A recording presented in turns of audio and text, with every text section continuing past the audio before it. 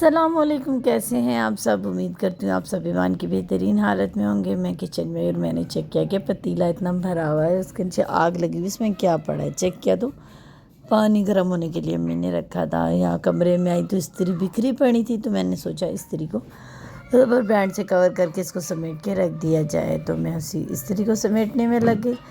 میرے پاس try pod نہیں ہے، تو میں ایک ہاتھ میں موبائل کو پکڑتی ہوں اور دوسرے ہاتھ سے آپ لوگوں کے لیے ویڈیو بناتی ہوں۔ میں نے استری پہ ربر بینڈ لگایا، اب اس کو اندر ہینڈل کے اندر اس کی وائر کو ڈالنے کی کوشش کر رہی ہوں۔ ایک ہاتھ سے تو تالی واقعی نہیں بجتی، تالی جو ہے وہ دو ہاتھوں سے ہی بجتی ہے۔ اب ایک ہاتھ سے انسان کام کرے اور ایک ہاتھ سے موبائل چلائے، ایسا تو ممکن نہیں۔ پھر میں نے جلدی سے اس کو دراز میں رکھا استری کو، اور اب بچوں کے تھوڑے بہت ہاں یہ بوتل جو ہے، میں نے بال جب بھی کنگھی کرتی ہوں تو جو میرے بال نکلتے ہیں میں اس بوتل میں سنبھال کے رکھ لیتی ہوں۔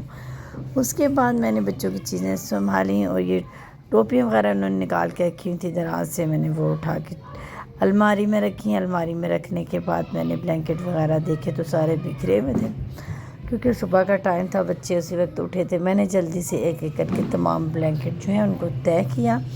بلینکٹ تو طے کر رہی جا رہی ہوں، ساتھ میں مجھے یہ ہے کہ انسان ٹائم کو اگر آپ نے مینیج کر کے کام کرنا ہے تو آپ گھڑی کے اوپر دیکھتی رہیں۔ اگر آپ گھڑی پہ دھیان رکھتے ساتھ ساتھ کام کریں گی، ساتھ ساتھ آپ اپنی گھڑی کو دیکھتی رہیں۔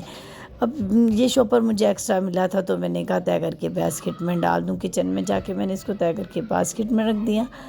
پھر واپس آئی کمرے میں، ہر چیز ایک ساتھ ایک چیز کو اگر آپ اٹھانے جاتے ہو تو ساتھ میں اگر دوسری چیز پڑی ہوتی ہے تو اسے بھی اٹھا لے۔ یہ نہیں کہ اب میں نے ایک چیز کو اٹھایا تو دوسری چیز جب ضرورت پڑے گی تو ہی اٹھاؤں گی۔ پہلے تو میں ایسے ہی کرتی تھی، اگر 10 برتن پڑے ہیں، میں صرف کمرے میں گلاس لینے آئی ہوں تو میں گلاس ہی لے کر جاؤں گی۔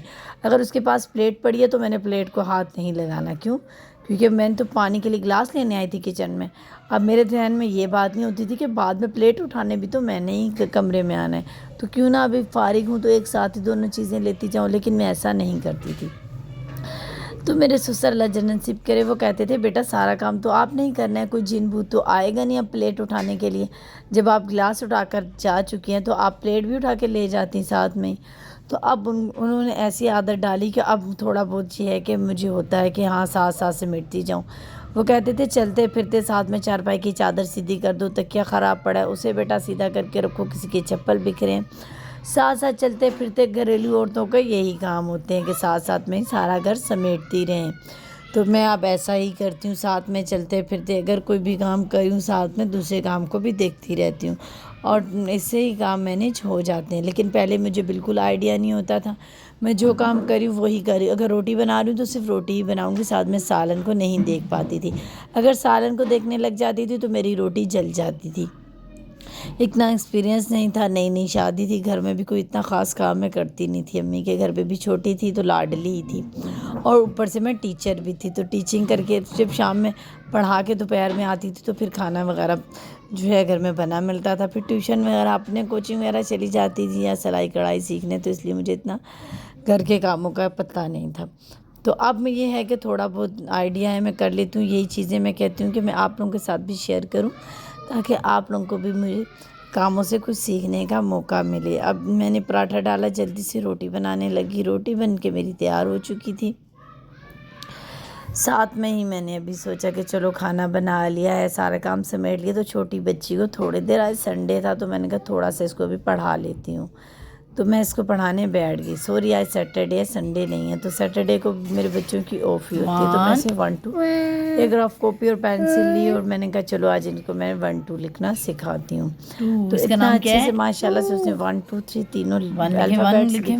بچوں کو ہوم ورک کے علاوہ اپنے سے بھی کام کروایا کریں، جیسے میری بچی نرسری میں پڑھتی ہیں تو میں ان کو کبھی ABC کبھی 1 2 کچھ نہ کچھ لکھنے کے لیے دے دیتی ہوں، اور کچھ الفابیٹس وغیرہ بھی میں نے گھر میں لے کر ان کے لیے پڑھائی کے لیے رکھے ہوئے ہیں۔ اتنے مہنگے ملتے نہیں، 200 یا 250 تک کے آ جاتے ہیں۔ میں انشاءاللہ اب نیکسٹ ویڈیو میں ان سے بھی آپ کے ساتھ شیئر کروں گی۔ آپ کو میری ویڈیو اچھی لگے تو لائک کر دیں۔